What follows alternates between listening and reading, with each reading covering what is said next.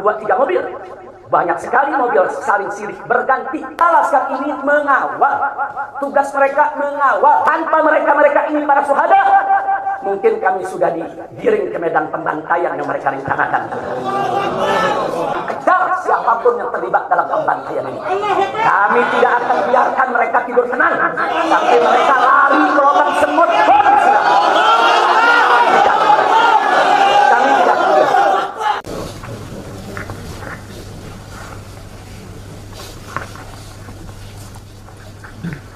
Assalamualaikum warahmatullahi wabarakatuh. Bismillah walhamdulillah wassalatu wassalamu ala rasulillah wa ala alihi wa sahbihi wa mawalah. Fi hadha al-maqam al-sharif nu'azzi jami'a ahli bait al-mujahidin ash-shuhada. A'zama Allahu ajrakum wa ahsanallahu 'azakum wa ghafarallahu لأمواتكم أجمعين وكتب الله في قلوبكم صبرا جميلا آمين يا رب العالمين. Ahibba'i al-kiram, dalam kesempatan ini saya ingin menyampaikan beberapa poin penting untuk segenap keluarga para syuhada, segenap pengurus Dewan Pimpinan Pusat Front Pembela Islam, segenap laskar, aktivis dan simpatisan Front Pembela Islam, bahkan untuk seluruh rakyat dan bangsa Indonesia. Yang pertama, bahwa keterangan pers secara resmi yang sudah dikeluarkan oleh Dewan Pimpinan Pusat Front Pembela Islam tentang kronologis penembakan yang terjadi isinya adalah benar. Saya sampaikan kronologis yang sudah dibuat dan disebarluaskan oleh Dewan Pimpinan Pusat Front Pembela Islam. Saya memberikan kesaksian sebagai salah satu saksi korban yang ada dalam kejadian bahwa isi keterangan pers itu benar. Yang kedua, yang ingin saya sampaikan di sini, bahwa pada saat kejadian tidak ada satupun di antara kami, baik saya dan keluarga maupun seluruh laskar pengawal yang begitu setia, yang mengira kalau yang melakukan pengejaran, mepet, mengganggu adalah dari kepolisian. Sama sekali kami tidak pernah menduga, kami tidak pernah mengira, apalagi kami menuduh. Yang kami tahu, mereka adalah orang-orang jahat yang ingin mencelakakan kami. Dan jumlah mereka bukan 1, 2, 3 mobil. Banyak sekali mobil saling silih berganti, berupaya untuk maju ke depan, untuk bisa sampai ke mobil Habib Hanif yang persis ada di belakang saya, bahkan untuk bisa mencapai mobil saya yang ada di depan. Tapi dengan gagah luar biasa, para syuhada kita, laskar-laskar pengawal yang paling belakang ini, sudah ada 2 mobil. Luar biasa. Mereka cerdas, mereka brilian, mereka berani. Mereka dengan begitu luar biasa mengendalikan situasi dan kondisi, sehingga para penjahat tadi tidak satupun yang berhasil untuk mencapai kami. Ini menunjukkan bagaimana sigapnya mereka, cerdasnya mereka, pintarnya mereka, beraninya mereka tanpa senjata. Itu kedua yang ingin saya sampaikan. Dan poin ketiga, bahwa tuduhan kalau pengawal-pengawal kami dipersenjatai adalah fitnah besar, bohong besar. Tidak ada satupun pengawal kami yang dipersenjatai, karena kami tidak pernah mengira sekali lagi kalau kami akan diperlakukan seperti itu. Pengawal-pengawal ini pengawal standar keluarga biasa, pengawal standar keluarga biasa. Saya ada 4 mobil, semua isinya keluarga, anak, mantu, saudara, cucu kami semua ikut. Ada 3 masih bayi, masih minum air susu ibu. Dan masih ada yang 4 saudara yang di bawah 5 tahun, bahkan yang di bawah 3 tahun. Jadi benar, ya, kami sekeluarga semua. Sudah. Nah, jadi yang ingin saya sampaikan di sini adalah para laskar ini mengawal. Tugas mereka mengawal, bukan untuk mengganggu siapapun. Jadi sudah benar mereka melaksanakan tugas. Ketika begitu banyak mobil ingin menyalip, ingin membahayakan kami, mereka melakukan tugas dengan sangat cantik. Mereka tidak mencelakai orang dengan sangat cantik, yaitu bagaimana mereka mengusir satu persatu mobil-mobil tersebut sehingga tidak berhasil masuk ke dalam rombongan. Dan subhanallah ya akhwan, yang keempat yang ingin saya sampaikan di sini, dengan takdir Allah, laulahum, tanpa mereka ini para syuhada, mungkin kami sudah digiring ke medan pembantaian yang mereka rencanakan. Allah mentakdirkan sesuai dengan kehendak Allah subhanahu wa ta'ala. Demi Allah, saya dan keluarga siap setiap saat untuk menghadapi mati syahid ya. Kami tidak akan pernah mundur selangkah pun juga. Tidak akan pernah takut untuk menghadapi segala ancaman dan teror. Maka itu saya sampaikan sekali lagi, 6 laskar yang mati syahid ini, mereka laskar yang luar biasa. Mereka laskar yang setia. Bahkan Anda bisa dengarkan dalam rekaman-rekaman yang tersebar, yang viral di mana-mana ya, bagaimana mereka tertawa. Saudara senang begitu melihat saya dengan keluarga semua sudah terbebas dari kejaran. Begitu mereka melihat saya dengan keluarga semua sudah berhasil meluncur keluar dari kejaran, mereka senang. Padahal sebentar lagi mereka akan dibantai. Mereka digiring ke medan pembantaian. Dan sampai saat itu kami tidak pernah tahu kalau mereka yang melakukan pembantaian adalah pihak kepolisian. Kami tidak pernah tahu. Kami tidak pernah sudon. Kami tidak pernah menuduh. Bahkan dalam keterangan pers Dewan Pimpinan Pusat Front Pembela Islam masih dicantumkan orang tidak dikenal. Karena kami tidak berani menuduh siapapun tanpa bukti. Kami tidak berani menuduh siapapun tanpa saksi. Itu ajaran Islam. Tidak boleh kita menuduh siapapun tanpa bukti dan saksi ya ikhwan. Tapi subhanallah, tatkala dari pagi sampai siang kami kerahkan laskar-laskar Kerawang dipimpin oleh pimpinannya masuk ke setiap rumah sakit di wilayah Kerawang, masuk ke setiap kantor polisi saudara di Kerawang, menyapu bersih itu jalan tol saudara, setiap rest area didatangi semua dalam rangka untuk mencari para syuhada ini. Di mana mereka? Di mana mereka? Tapi subhanallah, akhirnya Allah buka mulut yang membantai saudara. Allah buka mulut mereka. Allah buka mulut mereka saudara. Tak bisa mereka sembunyikan saudara. Allah maha kuat, Allah maha besar, Allah maha kuasa. Allah buka siang itu. Kapolda Metro Jaya mengakui ya kawan, kalau para penyerang, para penyergap, para penguntit saudara yang kami semula juga mereka bajingan penjahat saudara yang ingin mencelakai kami, ternyata diakui sebagai bagian daripada penyelidikan, bagian daripada penyidikan Polda Metro Jaya. Bukan kami yang menuduh, mereka yang mengaku ya Pak. Kalau mereka menutup mulut, tidak pernah mengaku, sampai kapanpun kami tidak akan pernah tahu ya Pak. Subhanallah, pertolongan Allah hanya hitungan jam saudara. Allah buka mulut mereka. Padahal logikanya kalau mereka menutup seumur hidup pun kami tidak bakal tahu ya Pak. Tapi Allah maha tahu, Allah maha berkehendak. Allah buka mulut mereka saudara, Allah buka pengakuan mereka saudara, sehingga sekarang menjadi terang benderang siapa para pelaku penjahat itu saudara. Ini poin-poin penting yang ingin saya sampaikan. Dan semalam saudara kita sudah membentuk tim untuk memeriksa secara utuh bagaimana kondisi daripada 6 jenazah syuhada kita. Saya sudah mendapatkan laporannya secara lengkap. Nanti pada saat yang tepat akan kita adakan siaran pers secara nasional, dan saya sampaikan kepada semua, seluruh bangsa dan rakyat Indonesia, kami akan menempuh jalur hukum secara prosedur. Kami akan kejar siapapun yang terlibat dalam pembantaian ini. Kami tidak akan biarkan mereka tidur tenang sampai mereka lari ke lubang semut. Kami tidak boleh.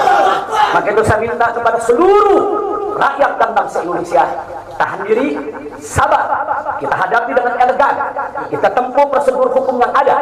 Karena kalau prosedur hukum ini ditempuh dengan baik, insya Allah semua akan terbongkar ya. Siapa yang melakukan pembantaian di medan lapangan, sampai siapa yang menjadi otak saudara yang mengatur ini semua akan terungkap. Tapi kalau Anda emosi, kalau Anda berjuang sendiri-sendiri, maka ini akan terkubur, tidak akan pernah terungkap ya kawan. Maka itu saya minta sekali lagi, sabar, sabar. Ada saatnya ya kawan, ada saatnya kita akan melakukan perlawanan, ada saatnya ya ikhwan. Syuhada kita yang 6 ini saudara, mereka sudah melakukan tugas jihadnya, menjaga habaib, menjaga ulama, dan mereka sudah mendapatkan hadiahnya dari Allah, mati sebagai syahid. Insya Allah syahadat mereka diterima oleh Allah Subhanahu wa Ta'ala. Dan sengaja memang kami yang meminta keridhaan dari keluarga masing-masing untuk bisa mereka dimakamkan di pondok pesantren agrokultural markas syariat ini. Akan tapi salah satu daripada syuhada kita atas permintaan keluarga mereka, ibundanya yang begitu cinta kepada sang anak ya ikhwan, dibawa ke rumahnya dan dikubur di rumahnya. Jadi sekali lagi mudah-mudahan semua syuhada yang 6 ini diterima oleh Allah Subhanahu wa Ta'ala. Saya tidak ingin berpanjang lebar lagi, tapi sekali lagi bahwa di PP FPI sudah berkomitmen dengan seluruh ormas-ormas Islam yang ada ya Pak. Anda bisa lihat bagaimana ormas-ormas Islam sudah memberikan pernyataan sikap dari berbagai kalangan, di mana kita kompak semua satu kata bahwa harus dibentuk tim pencari fakta independen yang melibatkan semua elemen, yang melibatkan Komnas HAM, Amnesty Internasional. Bahkan kami minta juga Komnas HAM anak untuk ikut berbuat, karena di dalam kejadian itu ada yaitu 3 bayi dan masih agak lagi yaitu 4 balita ditambah 1 lagi balita dari salah seorang anak kerabat kami ya Pak. Jadi pada kejadian itu tidak kurang dari 12 wanita, 3 bayi dan 6 balita yang masih berada di bawah usia 5 tahun. Komnas HAM anak tidak boleh membiarkan, karena pada saat kejadian itu ada bayi-bayi kami yang ketakutan karena mobil itu meluncur tidak wajar, tidak semestinya. Dalam goncangan mobil tersebut, bayi-bayi itu menangis, ibu-ibu itu menangis, mereka terteror, terintimidasi. Mereka bukan tidak takut, ini satu teror yang luar biasa. Nah, karena itu sekali lagi Komnas HAM perempuan, Komnas HAM anak, mereka semua harus ikut terlibat. Tidak boleh ketidakadilan, tidak boleh kezaliman semacam ini dibiarkan terjadi di negara kesatuan Republik Indonesia. Kalau hari ini kejadian sadis brutal seperti ini bisa menimpa saya dan keluarga, bisa menimpa 6 syuhada ini ya ikhwan, maka kalau dibiarkan besok akan bisa menimpa siapa saja warga negara Indonesia di negeri ini. Maka itu saya ajak semua elemen bangsa ini, dari mulai presidennya, DPR-nya, dan seluruh institusi kenegaraan terlibat, yaitu secara bersama-sama untuk mengungkap fakta yang sebenarnya apa yang terjadi di balik semua ini. Itu saja yang ingin saya sampaikan. Sekali lagi ya ikhwan, malam itu saya dan keluarga keluar lewat dari jam 10 malam. Kenapa kami lewat dari 10 malam? Karena kami pikir kalau keluar jam 7 atau ba'dal maghrib banyak krodit macet di jalan ya ikhwan. Nah, lewat dari jam 10 supaya jalan agak senggang. Nah, kami harap sekitar jam 12 atau lewat kami sudah sampai di tujuan. Tujuan kami suatu tempat peristirahatan yang memang cocok buat kesehatan. Kami sedang membutuhkan sedikit waktu lagi untuk memulihkan yaitu tenaga kami, kesehatan kami. Dan selain itu juga, saudara, kami tidak pernah menyangka kalau perjalanan kami malam itu sebetulnya sudah direncanakan oleh pihak lain untuk digiring ke medan pembantaian. Kami tidak pernah menyangka dan kami tidak pernah menduga. Tujuan kami hanya ke tempat peristirahatan, dan sehingga kalau jam 12 atau setengah 1 kami sudah sampai, kami beristirahat, dan subuh kami punya pengajian keluarga. Baca Al-Quran, baca hadis, baca zikir, hanya khusus untuk keluarga kecil kami saja, untuk anak, menantu, cucu, dan untuk baby sister yang menemani cucu-cucu kami, begitu juga untuk beberapa anggota kerabat kami. Jadi kami tidak pernah menyangka acara yang sebetulnya begitu sederhana, indah, saudara, ternyata sedang digiring ke medan pembantaian. Dan subhanallah, akhirnya kami semua selamat. Berkat apa? Dengan takdir Allah, berkat perjuangan ke-6 syuhada ini. Tanpa perjuangan ke-6 syuhada ini, mungkin kami saat ini tidak bertemu Anda lagi di sini. Maka itu saya sampaikan sekali lagi kepada keluarga para syuhada, keluarga para syuhada, Anda semuanya harus bersabar kepada Allah Subhanahu wa Ta'ala, ridho kepada keputusan Allah, dan jangan khawatir, keluarga Anda yang kembali kepada Allah ini mati sebagai syahid, Allah akan masukkan mereka ke dalam surganya, dan Allah akan berikan kepada mereka kelak syafaat untuk menolong seluruh anggota keluarga. Assalamualaikum warahmatullahi wabarakatuh. Saya Yudi Pramuko, tukang donat dari Parung, YouTuber tertua di semesta. Setelah melihat narasi atau satu cerita dari Habib Rizik yang mengalami peristiwa yang sangat mendebarkan dalam hidupnya itu bagaimana?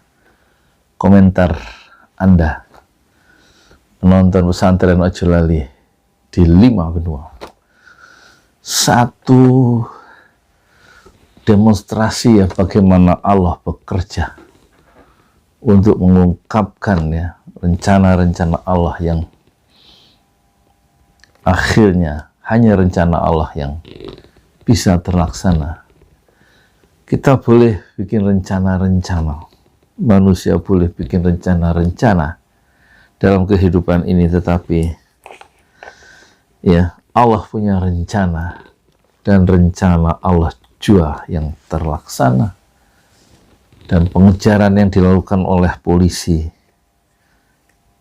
anggota dari Kepolisian Republik Indonesia untuk melakukan pembantaian itu digagalkan oleh Allah dengan cara yang tidak diduga oleh semua pihak, termasuk pihak polisi maupun pihak Habib sendiri. Dari cerita Habib yang sangat dramatis tadi kita melihat ya, ternyata Habib Rizik Syihab beserta keluarga, ya, anak, menantu, perempuan, dan juga ada sekitar 3 balita, 2 bayi, 6 disebutkan ada salah satu anak dari kerabatnya, untuk menuju suatu pengajian keluarga di satu tempat yang tidak disebutkan, tapi menjauh dari Jakarta, untuk sekedar istirahat, pemulihan kesehatan, membaca Quran, membaca hadis. Ternyata ya usaha-usaha untuk ngaji itu mendapatkan satu hadangan di tengah jalan yang di luar dugaan oleh Habib Rizik sendiri. Luar biasa ya. Kita ingat ini kita ingat ya Al-Quran. A'udzubillahi minasyaitonirrajim. Bismillahirrahmanirrahim. Wa idh yamkuru bika ladzina kafaru liyuthbituka aw yaqtuluka aw yukhrijuka wa yamkuruna wa yamkurullah wallahu khairul makirin. Arti dari ayat Al-Quran surat Al-Anfal surat ke-8 ayat ke-30. Rasulullah diberi satu informasi yang penting ketika, ingatlah ya Muhammad, ketika orang-orang kafir itu ya, melakukan rencana liyuthbituka, untuk menangkapmu dan memenjarakanmu atau membunuhmu atau mengusirmu dari kampung halaman. Wa yamkuruna, orang-orang kafir itu membuat tipu daya. Wa yamkurullah, tetapi Allah membalas tipu daya mereka. Wallahu, dan Allah itu khairul makirin, Allah sebaik-baik pembalas tipu daya. Nah, inilah aplikasi dari ayat Allah itu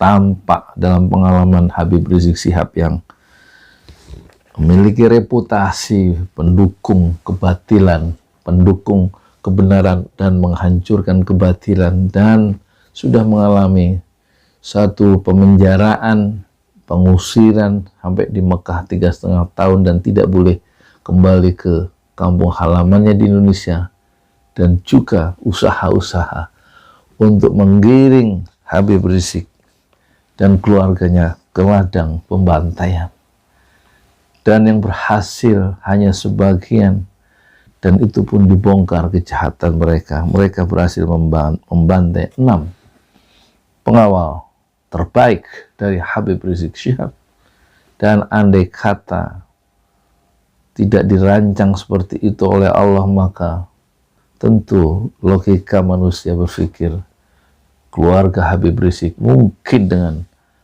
tokoh utama Dr. Habib Rizik Syihab sudah dikiring ke ladang pembantaian oleh orang-orang jahat itu, sebagaimana yang diperkirakan oleh Dr. Habib Rizik Syihab. Selebihnya silahkan Anda menyimpulkan sendiri. Ini satu peristiwa yang menggetarkan, memalukan, dan memperlihatkan kekuasaan Allah di dalam kehidupan kita sebagai manusia di dunia. Ya Rabb, lindungilah kami dalam kehidupan dunia ini, dan lindungilah kami dalam kehidupan akhirat yang penuh bahaya dan tidak bertepi. Saya Yudi Pramuko, tukang donat dari Padang YouTuber, tertuah di semesta Fasbir, Sobran Jamilah, bersabarlah dengan kesabaran yang indah. Assalamualaikum warahmatullahi wabarakatuh.